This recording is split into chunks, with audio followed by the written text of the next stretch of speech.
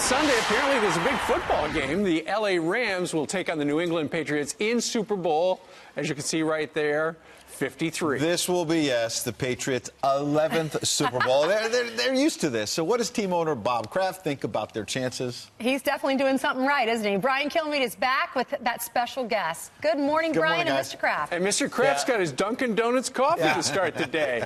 The Patriots run on Dunkin'. He's a smart guy. They're a sponsor.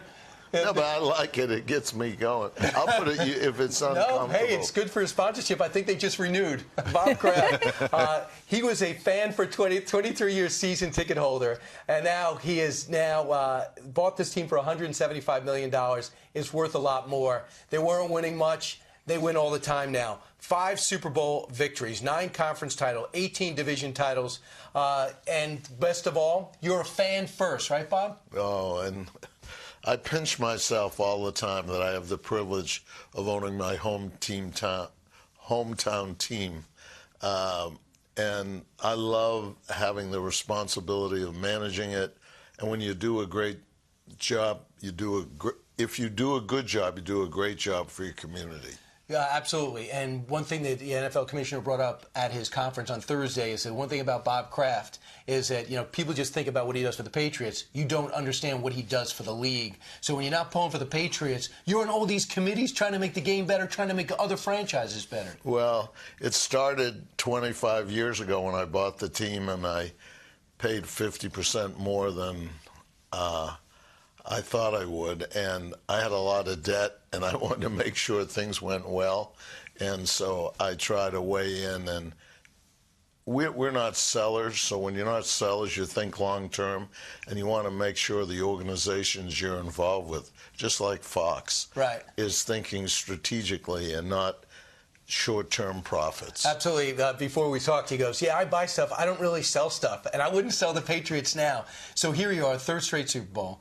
You had that dramatic comeback against the Falcons. And you don't want to bring that up on the streets because there's a lot of Falcons fans here. But it's good for CBS because people are passionately rooting against us. Yeah, they are. So it's good for the ratings. You don't mind that. And then no, it's great. Last year, the dramatic loss to the Eagles. This year, you're going against the Rams. They've never been here before. What's your mindset going in? The only thing I can guarantee, it's going to be close. What is your mind? What is the mindset of the team going in? Well, I think about what it was like 17 years ago to the day on Sunday, February 3rd. We were the largest underdogs in the history of the Super Bowl. Taking on the St. Louis Rams. We're taking on the exact same franchise. And, no one gave us a chance, and it came through. So I never take it for granted. The good news is when you practice well, at least you're in a position that you have a good chance. And I think we've had a good week of practice. The guys are really serious. They know how unique this opportunity is. And after we went the first time in '96, I was thinking it might never happen again in my lifetime. So we better take advantage and enjoy every moment of it.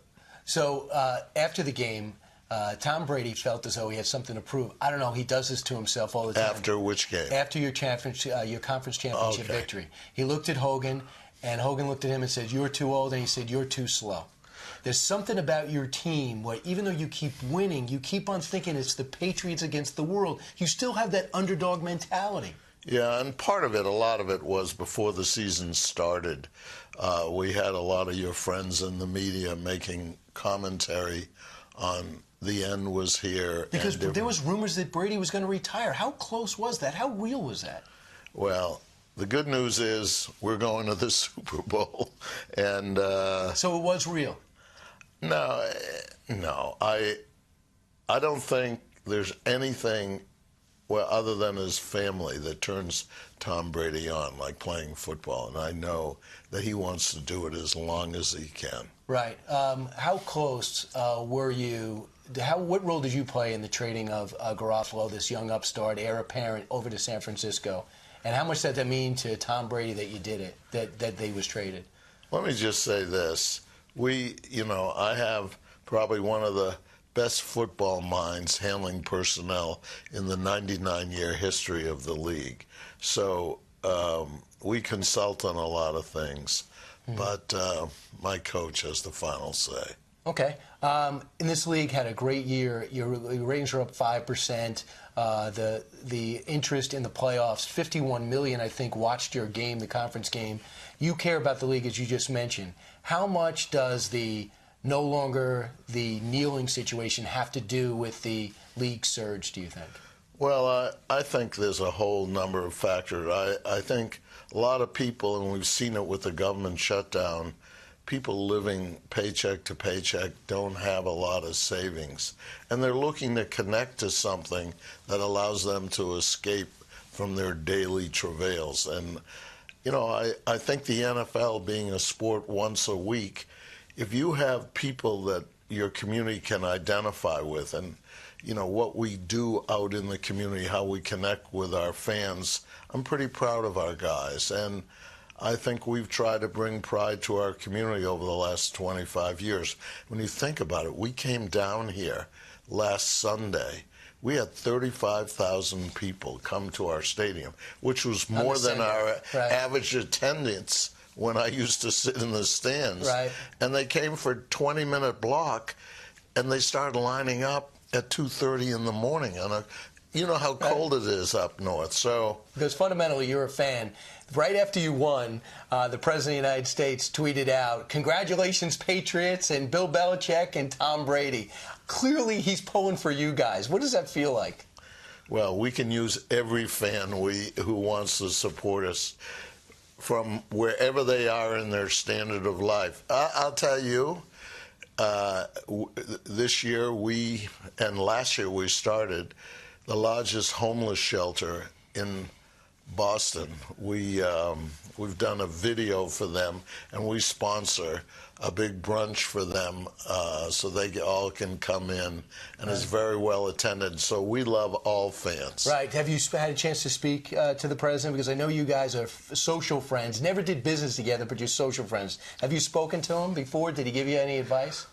Well, I have a lot of people who give me advice, and he's been very supportive, and I know he's working very hard to serve the best interests of the country. Right. Will you watch his interview before? I think he speaks to CBS before. Do you watch are you going to watch this year? I don't know where we'll be or what time it is.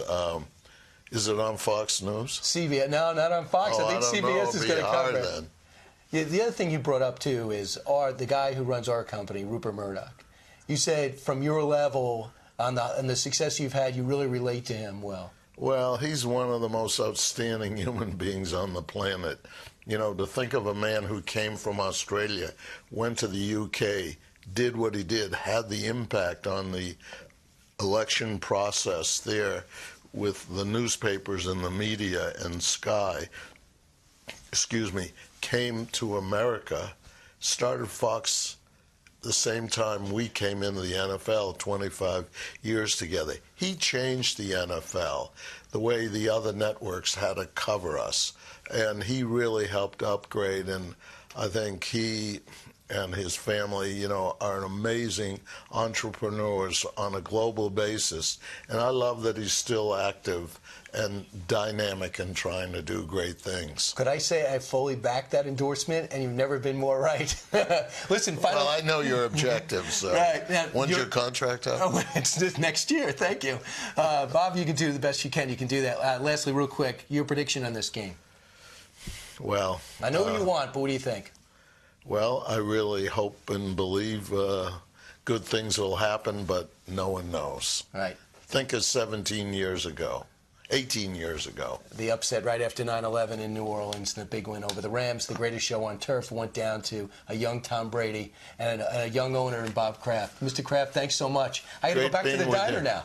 All right, get some crispy home fries Absolutely. with your white egg on. Delicious. You got it. Absolutely. Good luck on it. Good luck on the game. Back to you guys. Okay. Thank you, Brian. Thank you, Mr. Kraft.